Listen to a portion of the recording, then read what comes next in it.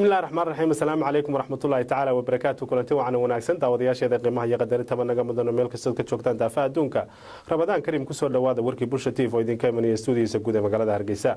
Qodobada ugu doorka roon warkan caawa ku daawan doontaan waxaa kamid ah mas'uuliyiin xilalka sarsare ka ayaa xisbiga mucaaradka wadani ayaa si rasmi ah ugu dhawaaqaynaya xisbigaasi iska casileen xilalkii ay ka ayeen xubinnimadii ay ka ahaayeen ay ka baxeen. Allah u naxariistay la taliye madaxweynaha arrimaha bariga Fuad Aadan Cadde ayaa ku geeriyooday wadankaasi Turkiga isagoo madaxweynaha Soomaaliland taxsiin tiiraanyeen la u diray. xisbiga mucaaradka ah ee ayaa xaafadda State House ee magaalada Hargeysa deeq raashin ugu qaybiyay dadka danyarta ee ku dhaqan xaafadaasi. u diyaargarowga munaasabadda Ciid al-Fitriga ayaa laga dareemayaa suuqyada magaalada Hargeysa iyadoo boqolaal dadweyne ay soo buux dhaafiyeen kuwaasi oo halkaasi ka iibsanaya dharka ciidda. hay'adda Raxma al-Khayriya waxa ay 200 oo qoys oo goomaha ay u qaybisay dharkii ciidda. sidoo kalena qaar kamid ah ururada bulshada ee ku dhaqan magaalada Boorame ayaa halkaasi iyaguna dharkii ciidda ugu qaybiyay dadka danyarta ayaa goomaha ku dhaqan magaaladaasi Boorame. taliyaha ciidanka taraafikada ee wadankaasi Soomaaliya waxa uu ka warbixiyay shilal ku soo badanayay magaalada Muqdisho isagoo sheegay in sabab u tahay baabuurta oo ku soo batay magaaladaasi. intaasi waa qaar kamid ah qodobada warka aad ku maqli doontaan caawa kuwaas iyo kuwa kale oo xiiso badan ba faahfaahintooda u diyaar garooba.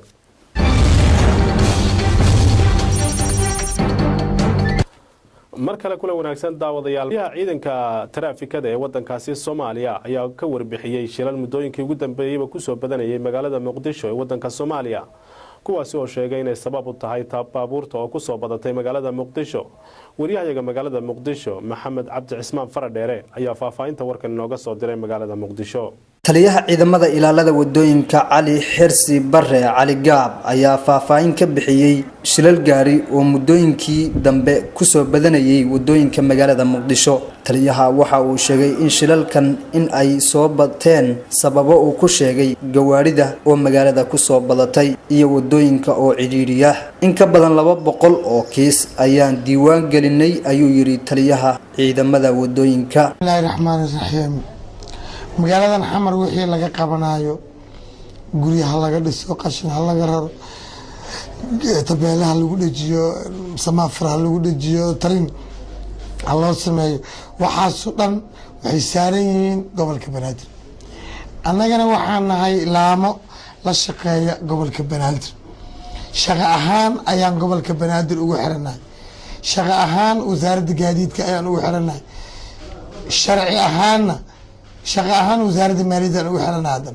sharci ahaanna waxaan u hoostagnaa wasaaradda amniga oo u hoostaga ciidanka booliska Soomaaliyeed annagoo ah una ku dhex jirta ciidanka booliska Soomaaliyeed ee aan toos wasiirka u aadin uma aadna anaga. waxaa la rabaa marka garasho nin uu lahaa ayay ahayd. gudoomiye Tarsan ayaa baroobeeyay dadaalkiisii ayay ka mid ahayd. gudoomiye Mugaabna waan ka sugaynaa in uu noo keeno in uu asaguna waan filayaa qorshaha inay ugu jirto inuu samaafaraha sameeyo. soo kale taliyaha waxa uu ka hadlay dhibaatada ciidamada midowga Afrika ay ka geystaan marka ay marayaan wadooyinka magaalada Muqdisho oo sida la og yahay dhibaato ku haya bulshada sida in ay dad jiraan ama ay dhaawacyo u geystaan. waxa uu arrinkaasna ka yiri taliyuhu ciidamada ajnabiga waa ajnabi adaaba ii sheegay inay ajnabi yihiin. waxa ay nugula joogaan iyo say noola joogaanna waa la socotaa. weli 2 qafood oo shil ay wax u geysteen oo qasaariye u geysteen ay bixiyaan ma hayno. dadka qaar mudaharaadyo ayaa ka dhacay intay wadooyin ku dileen qasaban ku soo qabanay xoog markaasaan keenay arada taraafiko markaasaan kula xirinay. marka dadkaasi ayaga waxay nala joogaan waxqabad oo adduunkaa noogu talagalo Afrika noogu deeqday. laakiin shacabka waxay u geystaan kama jawaab celiyaan sidii loogu baahnaa waayo dakhliga ay ku shaqeynayaan ayay ku jirtaa. hadalkan taliyaha ciidamada ilaalada wadooyinka Cali Xirsi ayaa waxa uu imanayaa xilli wadooyinka magaalada Muqdisho laga dareemayo mashquul aad u badan.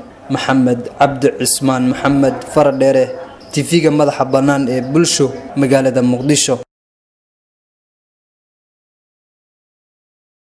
وهاجاك داوديان intaas waxaan ku soo gabagabeyn doonaa war waxaanu dalka gudihiisa iyo dibadiisaba aanu idinka hayno ad ka daawanayseen shaashada telefishinka madaxa banaan ee Bulsha TV oo idinka imanayay stuudiyiisa guud ee magaalada Hargeysa intaynu warkan xiga ku kulmi doono waa dhammaan bahda Bulsha TV oo idinkaga tagaya Ramadaan Kariim. Assalaamu calaykum wa rahmatullaahi ta'ala wa barakaatuh.